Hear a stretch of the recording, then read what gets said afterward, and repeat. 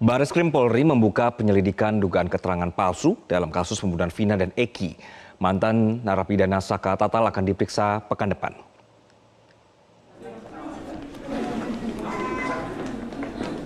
Saka Tatal akan diperiksa dalam kapasitasnya sebagai saksi dugaan adanya keterangan palsu dalam pembunuhan Vina dan Eki. Saka Tatal akan menjadi saksi untuk terlapor Aib dan juga Dede. Pemeriksaan akan digelar pada Rabu dan mundur dari rencana semula yang harusnya dilakukan pada Senin esok. Melalui telepon, kuasa hukum Saka Tatal Titin Prilianti mengatakan pemeriksaan akan dilakukan di Cirebon. Sebelumnya diberitakan penyidik Direktorat Tipidum Bareskrim Polri sedang menyelidiki dugaan pemberian kesaksian palsu oleh Aib dan juga Dede. Polisi akan menaikkan status ke tahap penyidikan bila ditemukan unsur pidana. Aib dan Dede dilaporkan 6 terpidana pembunuhan Vina dan juga Eki. Jadi saksi apa? Anak saya yang meninggal dan sedangkan saya tidak tahu kejadian itu. Dan saya pun tidak kenal nama-nama. Langsung kepada Ketua Pengadilan Negeri Bandung ya, untuk meminta salinan putusan pra peradilan PG, yaitu putusan nomor 10 tahun 2004 Prapin, dan sudah diberi salinan asli daripada yang permohonan kita dikabulkan langsung, dan hari ini kita akan jadikan sebagai bukti juga untuk PK 2024 nanti di Kota Cirebon. Mungkin 10 lah bisa sampai. Sempat mangkir pada pemanggilan pertama pada Selasa siang, Saka Tatal, mantan terpidana kasus pembunuhan Vina dan Eki, datang ke Mapolda Jawa Barat untuk memenuhi panggilan penyidik. Dengan didampingi kuasa hukumnya, Saka Tatal langsung menuju gedung Ditreskrim Polda Jawa Barat. Kuasa hukum Saka, Krisnamurti, menyatakan kedatangan kliennya untuk memberi keterangan terkait penangkapan tersangka Peggy Setiawan alias Peron. Seperti diketahui, Saka Tatal sempat ditunjukkan foto 3 DPO kasus pembunuhan Vina dan Eki oleh penyidik sebelum penangkapan terhadap salah satu DPO Peggy Setiawan. Saat itu Saka menyebut tidak mengenal DPO yang ada di dalam foto tersebut seperti yang ditunjukkan oleh tim penyidik. Andi, ada namanya Dani. Ada namanya ujung-ujungnya kan dibatalkan juga, dianggap itu tidak ada. Saka Tatal menjalani tes psikologi secara tertutup di sebuah hotel di Bandung, Jawa Barat pada hari Jumat pagi. Tes psikologi yang dilakukan oleh Saka Tatal merupakan syarat untuk mendapatkan perlindungan dari Lembaga Perlindungan Saksi dan Korban atau LPSK. Saka Tatal telah mengajukan perlindungan ke LPSK sejak lama. Setelah penyidikan kasus pembunuhan Vina dan Eki dibuka kembali oleh penyidik Polda Jawa Barat, Saka Tatal juga akan menjalani sidang peninjauan kembali atau PK pada 24 Juli mendatang atas vonis yang telah dijalaninya dulu. Pengajuan itu sudah lama dari minggu lalu. Nah, karena apa? Karena Saka juga kan kondisi psikologisnya tidak stabil. Apalagi kalau diingatkan masalah-masalah yang masa lalu, yang dia menerima penganiayaan di Polres Cirebon Kota, kemudian juga terungkap juga dia masih mengalami penganiayaan di Polda Jabar. Saka kan ketika ditanya soal itu, diingatkan soal itu, aura kemarahannya juga meluap-luap. Saya khawatirnya ini jadi tidak berpengaruh terhadap nanti. Cuman bukan hanya kepentingan PK, tapi kepentingan memperbaiki psikologi Saka. Pengadilan dengan membawa spanduk-spanduk dukungan terhadap Saka Tatal agar bisa memenangkan sidang peninjauan kembali perkara kasus pembunuhan Vina dan Eki di tahun 2016 silam. Anggi. Dan sekarang pihak kuasa hukum dari Saka Tatal belum mengkonfirmasi, namun dari bocoran-bocoran salah satu novum tersebut adalah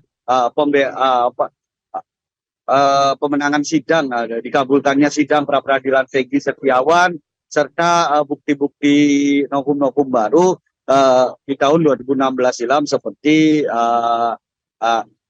yang meyakini pihak tim kuasa hukum dari Saka Tatal bahwa kejadian pembunuhan dan pemerkosaan tersebut tidak terjadi, melainkan terjadinya kecelakaan lalu lintas. Tersebut dilihat dari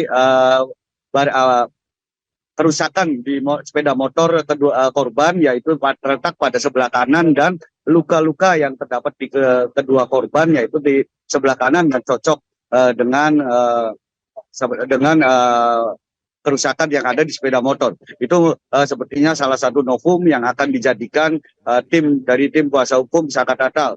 Dan novum lain juga seperti adanya serpihan daging di salah satu baut penerangan jalan di sekitar flyover tempat terjadinya dan penemunya jenazah dari kedua korban yang diduga mengalami kecelakaan.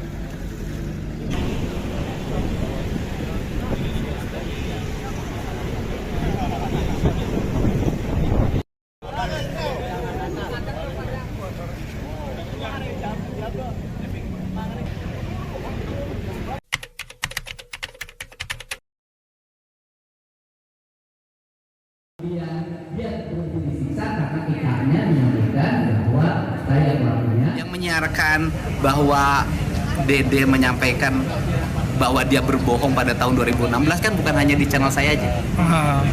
TV juga sudah menyiarkan loh pada waktu konferensi pers di Peradi.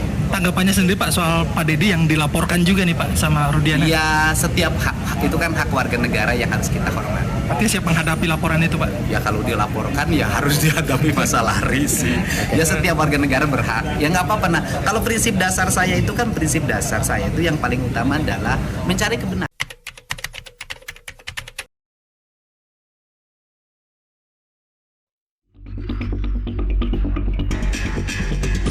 Pasti yang saya dapat info dari Saeb, kalau dia melihat dan hafal orangnya. Dilihat betul. Kemudian ketika saya jam 2 jam 14 dapat informasi, saya tukar HP sama Aeb. Sekitar jam 16 Aeb telepon saya. Pak, orang-orang yang ribut malam minggu sedang berkumpul di depan SMP 11. Dan datanglah kami ke sana. Kemudian dengan baik-baik Bang, mau ngajak mereka untuk ikut sama kami ke kantor. Setelah di kantor, beberapa kemudian mereka mengakuin kalau mereka yang melakukannya. Sehingga dasar tersebut yang menjadi dasar kami untuk menyerahkan ke SP. Bagaimana orang baru ditanya langsung mengaku? Tentunya ada upaya kami untuk apa benar disiksa Pak? Tidak ada Pak. Karena itu katanya disiksa, digoreng atau apa? Saya nyerahkan di reskrim, posisi masih itu dan kami foto Pak. Ada dokumentasinya. Bisa saya proses. Para pelakunya ini loh. Para pelaku benar disiksa makanya mau ngaku? Tidak ada.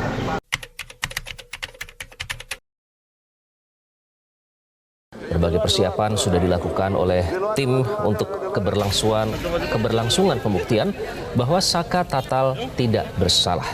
Adapun tokoh yang akan memimpin jalannya sumpah pocong ini adalah pimpinan Padepokan Amparan Jati Cirebon. Kuasa hukum Saka Tatal, Titin Prilianti mengatakan, berdasarkan informasi yang ia dapat, prosesi sumpah pocong ini sama seperti memandikan jenazah. Titin mengatakan kain kafan disiapkan bukan hanya satu, melainkan dua. Satu kain kafan lagi disiapkan untuk Ibtu Rudiana. Pihaknya berharap Saka Tatal dan Ibtu Rudiana melakukan sumpah pocong dengan materi yang sama. Selamat siang. Siang Pak Ahmad.